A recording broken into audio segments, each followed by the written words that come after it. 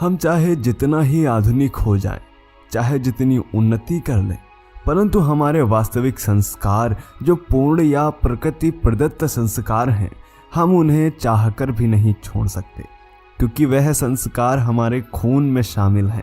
हम दुनिया के किसी भी धर्म का पालन करते हों, परंतु हमारे ज़्यादातर संस्कार सनातन ही रहते हैं। जिस प्रकार एक पक्षी या हवाई जहाज चाहे जितनी ऊंचाई तक उड़ ले, उसे लौटकर वापस जमीन पर ही आना पड़ता है और जमीन पर ही वह आराम करके थकान मिटा सकता है। ठीक उसी प्रकार दुनिया के जितने भी धर्म हैं, सनातन धर्म को छोड़कर सभी धर्म किसी न किसी मनुष्य द्वारा बनाए गए हैं, या यूं कहें कि वह सनातन धर्म से ही निकले हैं। भले ही बहुत से लोग विभिन्न धर्मों में परिवर्तित हो गए हैं, लेकिन आप स्वयं अनुभव करते होंगे कि वास्तविक शांति तो सनातन धर्म में ही है। यह बात तो वैज्ञानिक भी सिद्ध कर चुके हैं कि सनातन मात्र धर्म नहीं बल्कि एक प्राचीन विज्ञान है। स्वामी विवेकानंद जी ने सभी धर्मों का अध्ययन करने के पश्चात कहा था कि हिंदू सनातन धर्म से बड़ा कोई धर्म नहीं है। मित्रों, पूरी दुनिया के वैज्ञानिक यदि किसी धर्म के ग्रंथों पर आज भी रिसर्च कर रहे हैं तो वह केवल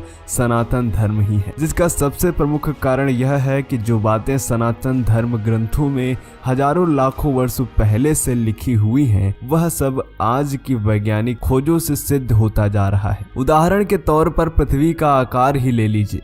लाखों वर्ष पूर्व से ही पृथ्वी को हमारे वेदों में गोलाकार लिखा हुआ है। नया धर्म बनाने वाले मनुष्यों ने कुछ नया नहीं बनाया, बल्कि सनातन धर्म में लिखित बातों को उल्टा आचरण करना ही धर्म माना। सनातन धर्म में हजारों लाखों वर्षों पहले 9 ग्रहों की पूजा की जाती थी और विज्ञान ने इसे आज सिद्ध करा है। यही नहीं, दूसरे धर्म की पुस्तकों में लिखी कोई भी बात आज तक साबित ही नहीं हुई और न ही कोई वैज्ञानिक दूसरे धर्मों की किताबों में कोई विज्ञान ढूंढ पाया।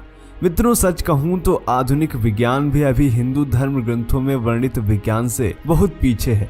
इसीलिए दुनिया के बहुत से लोग यह अच्छी तरह समझ पाए हैं कि वह वापस अपने सनातन धर्म को अपना रहे हैं। जी हाँ, आज हम आपको कुछ दिन पहले आपने सुना होगा कि इंडोनेशिया के प्रथम राष्ट्रपति की बेटी और 5वीं राष्ट्रपति मेघावती सुकर्णोपुत्री की बहन सुकमावती सुकर्णोपुत्री ने इस्लाम धर्म को छोड़कर हिंदू धर्म में वापसी की। आखिर ऐसा अचानक क्या हुआ कि एक मुस्लिम राष्ट्र की, वह भी राष्ट्रपति की बेटी ने हिंदू धर्म अपना लिया? आखिर दुनिया के सबसे बड़े देश में राम राज्य जैसा माहौल क्यों हो गया है, आज जानेंगे इस वीडियो में। तो मित्रों, निवेदन करते हैं कि इस वीडियो को आप अंत तक देखें। आज का इंडोनेशिया 8वीं शताब्दी से पहले एक हिंदू राष्ट्र था। 8वीं शताब्दी की शुरुआत में अरब से आए मुस्लिम व्यापारियों ने यहाँ पर व्यापार के साथ साथ इस्लाम धर्म का प्रचार प्रसार किया। शुरुआत के यहाँ के शासकों ने इस्लाम धर्म अपनाना शुरू किया। धीरे धीरे पूरा इंडोनेशिया एक मुस्लिम राष्ट्र में परिवर्तित हो गया, परंतु उन्होंने अपनी सनातन संस्कृति व पहचान बनाए रखी। आप सब यह तो जानते ही होंगे कि इंडोनेशिया भले ही एक मुस्लिम राष्ट्र है, फिर भी वहाँ की राष्ट्रीय पुस्तक रामायण है। साथ ही यहाँ की राजकीय मुद्रा पर भी गणेश जी और लक्ष्मी जी की मूर्ति आज भी अंकित है। इंडोनेशिया के कोने कोने में आज भी आपको हिंदू मंदिर मिल जाएंगे। मित्रों, आज तक जहाँ जहाँ इस्लाम पहुँचा है, वहाँ मंदिर, मूर्तियाँ व प्राचीन संस्कृति पूरी तरह नष्ट कर दी गई, लेकिन इंडोनेशिया में प्राचीन संस्कृति आज भी सुरक्षित है। इसका आध्यात्मिक दृष्टि से देखें तो सबसे बड़ा कारण है एक प्राचीन भविष्यवाणी। जी हाँ मित्रों, यहाँ के मुस्लिम लोग भी पुजारी शब्दा पालन की भविष्यवाणी पर पूर्ण आस्था रखते हैं। पुजारी शब्दा पालन इंडोनेशिया के सबसे शक्तिशाली माजापहित साम्राज्य के राजा के दरबार में एक पुजारी थे। उसी समय में इंडोनेशिया में इस्लाम का आगमन हुआ। सन 1478 ईस्वी में राजा ब्रविजय ने हिंदू धर्म छोड़ इस्लाम धर्म अपना लिया। तब पुजारी शब्दा पालन ने राजा को श्राप देते हुए भविष्यवाणी की थी। पुजारी शब्दा पालन ने भरे दरबार में कहा था कि इंडोनेशिया में बार बार आपदा आएंगी। साथ ही उन्होंने यह भी कहा था कि यह देश भ्रष्टाचारियों से भर जाएगा और कहा था कि 500 वर्षों बाद मैं इंडोनेशिया में लौट कर आऊंगा और पुनः हिंदू धर्म स्थापित करूंगा। उन्होंने कहा था कि यहाँ के लोग फिर से हिंदू धर्म में वापसी करेंगे।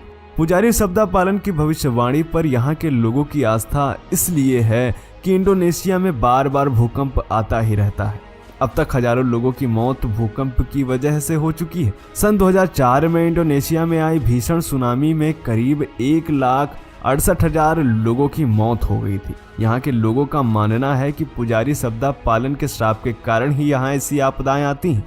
इसके अलावा इस देश में भ्रष्टाचार भी खूब है। मित्रों, सद्दाम पालन ने कहा था कि अब मैं यहाँ से जा रहा हूँ और 500 सालों बाद वापस हिंदू धर्म को लाऊंगा। उन्होंने राजा के सामने भविष्यवाणी करते हुए कहा कि महाराज, अगर आप इस्लाम अपनाते हैं तो आपके वंश का नाश हो जाएगा और जावा में रहने वाले लोग धरती छोड़ने पर मजबूर हो जाएंगे। सन 1978 में इंडोनेशिया में फिर से मंदिरों का बनना शुरू हुआ और देश में जीर्ण हो चुके मंदिरों का जीर्णोद्धार का काम शुरू हुआ।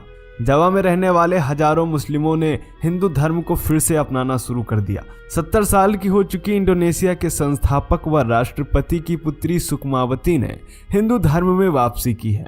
वैदिक पूजा पाठ के बीच उनके साथ लगभग 30,000 मुस्लिमों ने उस समय हिंदू धर्म में वापसी की थी। अब सुनने में आ रहा है कि 20,000 और मुस्लिमों ने हिंदू धर्म में वापसी की है। इंडोनेशिया में एक बार फिर हिंदू धर्म का प्रभाव बढ़ता जा रहा है। अब यह पुजारी सद्दाम पालन की भविष्यवाणी सच हो रही है या कुछ और। परंतु एक बात महत्वपूर्ण है कि जब स्वयं राष्ट्रपति की बेटी ने हिंदू धर्म को अपना लिया है तो हम ये कह सकते हैं कि इंडोनेशिया में राम राज्य आना तय है। इस तरह इंडोनेशिया एक बार फिर से हिंदू राष्ट्र बनने की ओर अग्रसर हो रहा है। तो मित्रों, लगभग 15 से 20 दिनों में ही इंडोनेशिया में 50,000 से ज्यादा मुस्लिम हिंदू धर्म को अपना चुके हैं। इस वीडियो के विषय में आपकी क्या राय है और इस खबर पर आपका क्या सोचना है, अभी कमेंट करें। जय हिंद, जय भारत, वंदे मातरम।